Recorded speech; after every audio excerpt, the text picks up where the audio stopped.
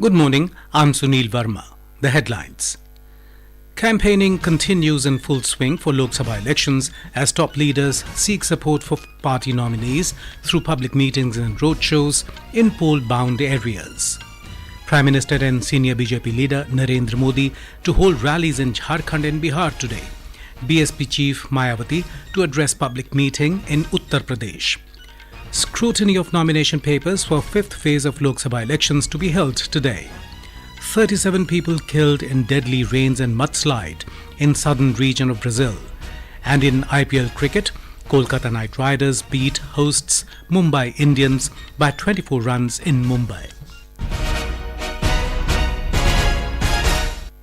Campaigning continues in full swing for the Lok Sabha elections as top leaders seek support for party nominees through public meetings, rallies and roadshows in poll-bound areas.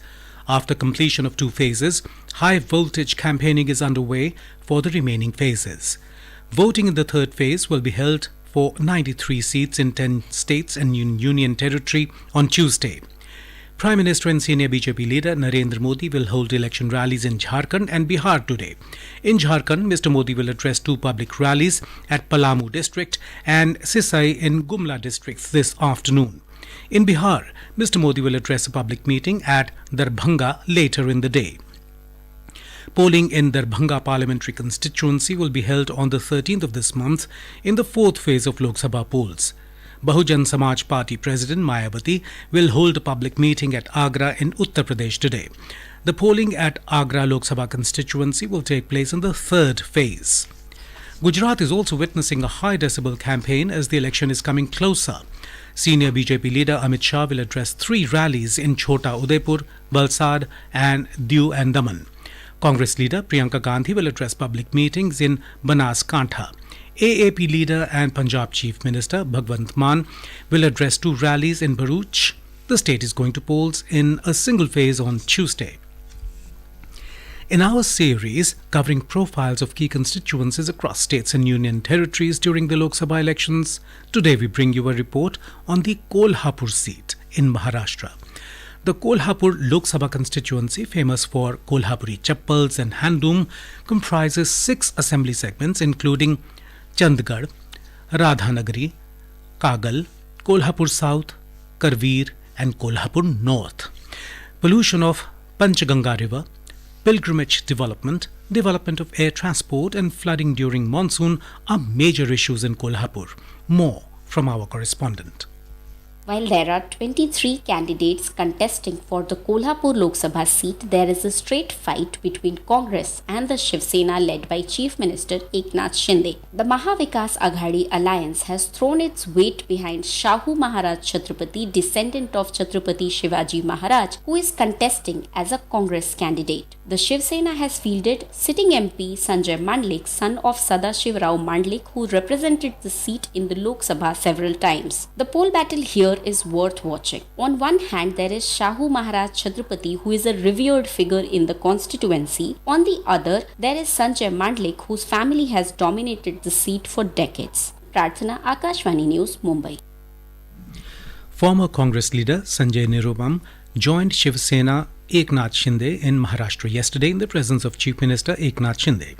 Sanjay Nirupam's ties with the Congress turned sour when the party, as part of the seat-sharing agreement, gave up Mumbai Northwest to Amol Kirtikar, a candidate from Shiv Sena UBT. In Chhattisgarh, polling in the third phase will be held in 7 parliamentary constituencies on Tuesday. Several steps are being taken to increase the voting percentage and motivate people to exercise their franchise in the state. In the 4 Lok Sabha constituencies where voting took place in the first 2 phases in Chhattisgarh, the voting percentage has increased compared to the 2019 Lok Sabha elections. Now, in the third phase, it is a challenge to increase the voting percentage in the remaining 7 parliamentary constituencies amid heat wave conditions prevailing in the state. Efforts are being made by organizing various sports competitions including cricket matches, cycle rallies, torch rallies and umbrella rallies in various districts so that people, regardless of the heat, reach the polling booths and cast their votes. Commercial establishments, including hotels and various shops, have also announced special discounts on that day for people who cast their votes. People in rural areas of Balrampur district have been invited to vote by writing invitations on the leaves of sal trees. In Raipur district too, the collector and district returning officer have visited the homes of Padma Shri awardees along with many other people, delivering invitation letters and urging them to cast their votes. Vikalp Shukla, Akashvani News, Raipur. In Madhya Pradesh, various measures are being taken by the Election Commission in collaboration with local organizations to increase the voting percentage in the third and fourth phases in the state. Our correspondent has filed this report. Indian Medical Association has announced exemption in doctor consultation fees to the citizens voting in Gwalior. At the same time, the Nursing Home and Gynecologist Association has announced relaxation in treatment. The relaxation will be given for 1 week from the voting day. The Chemist Association has also announced attractive discounts on medicines to the voters. Similarly, the Bus Operator Unions has decided to give a 50% discount in fare from 7th May to 10th May to the travellers who came after casting their votes. Chamber of Commerce members will provide their workers paid leave to vote. The members of the executive have also taken an oath for compulsory voting. Apart from these, other organizations have also assured to encourage the voters in their respective levels. Sanjeev Sharma, Akashvani News, Bhopal. Scrutiny of nomination papers for the fifth phase of Lok Sabha elections will be held today. Filing of nominations for this phase ended yesterday. Monday is the last date for withdrawal of candidature. Polling in the fifth phase will be held for 49 Lok Sabha seats in 6 states and 2 union territories on the 20th of this month. Scrutiny of nomination papers will also be held today for second phase of assembly polls in Odisha. The Delhi police has arrested Arun Reddy, handler of Spirit of Congress account on social media platform X, in Home Minister Amit Shah's doctored video case. The arrest has been made from Delhi. Earlier, Delhi police had lodged an FIR over the circulation of doctored videos of Home Minister Amit Shah. This is Akashvani giving you the news. For quick news updates round the clock, follow us on our Twitter handle at AIR News Alerts. Lok Nirnay 2024, a special program on the general elections, every evening at 7 and repeat broadcast at 9:30 p.m. on Akashvani Gold. Updates of election activities, insights from regions and constituencies, expert opinion and analysis. In the world's largest festival of democracy. Stay tuned to Lok Prasarak ke saath, Lok Nirnay 2024.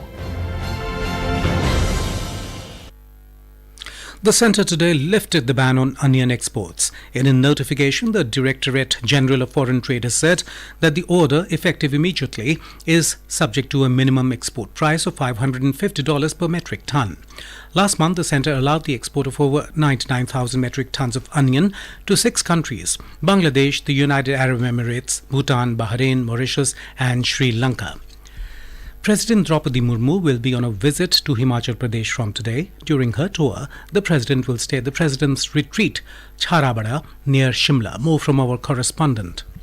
The President's schedule includes arriving in Shimla today and visiting the catchment area in Charabra on May 5th. The next day, on 6th May, the President will participate as the chief guest in the convocation ceremony of the Central University Dharamshala in Kangra district. On May 7th, she will also participate in a cultural program at the historic Gaiety Theatre in Shimla. Stringent security arrangements have been made in Shimla in view of President Draupadi Murmu's visit, with more than 1,000 police personnel deployed for the security. A rehearsal for the passage of the President's convoy on Mall Road in Shimla was also conducted. Ritesh Kapoor, Akashvani News, Shimla.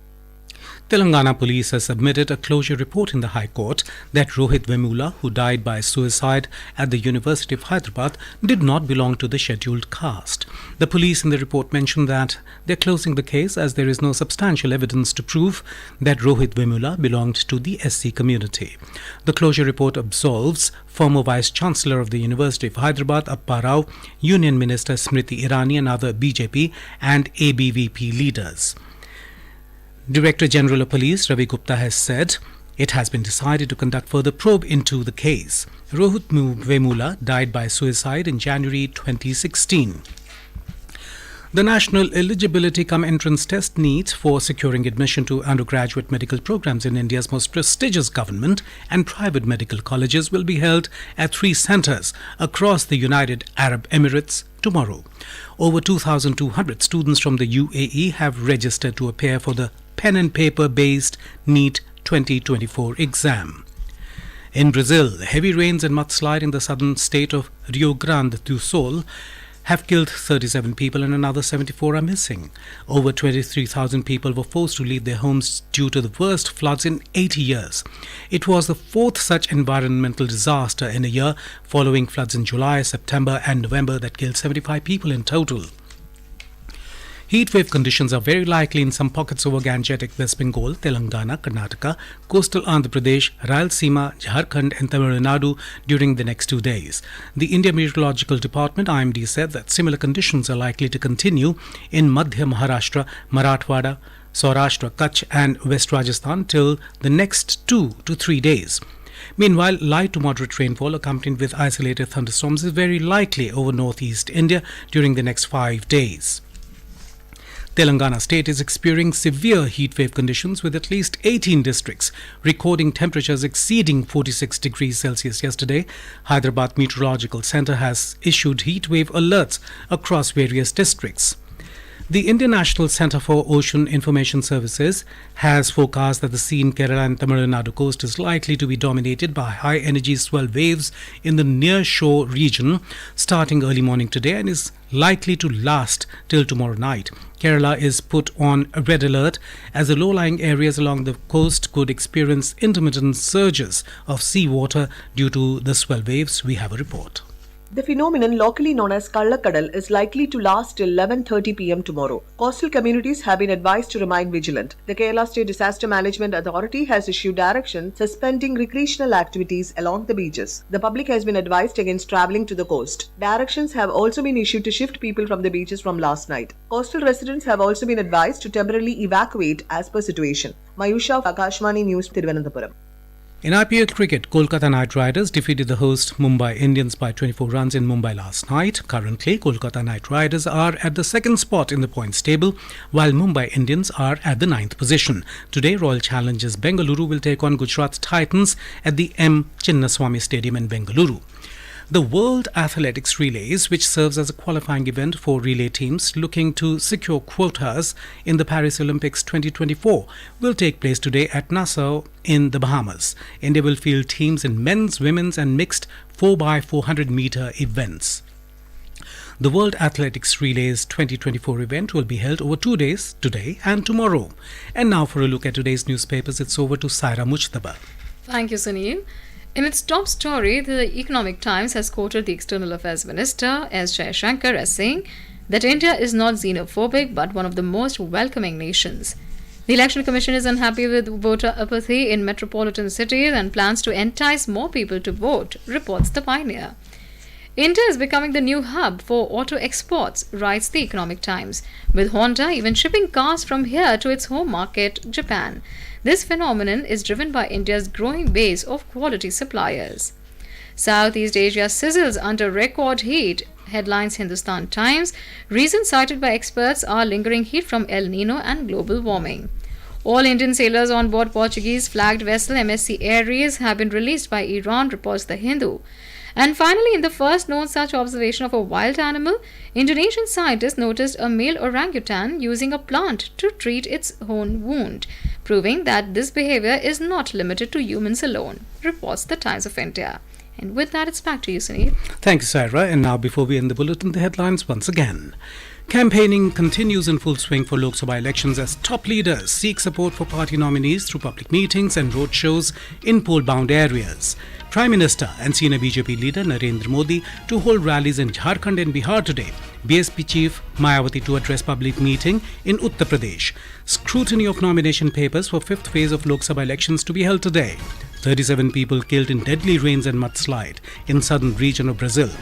And in IPL Cricket, Kolkata Knight Riders beat hosts Mumbai Indians by 24 runs in Mumbai. And with that, we end the morning news. Have a nice day.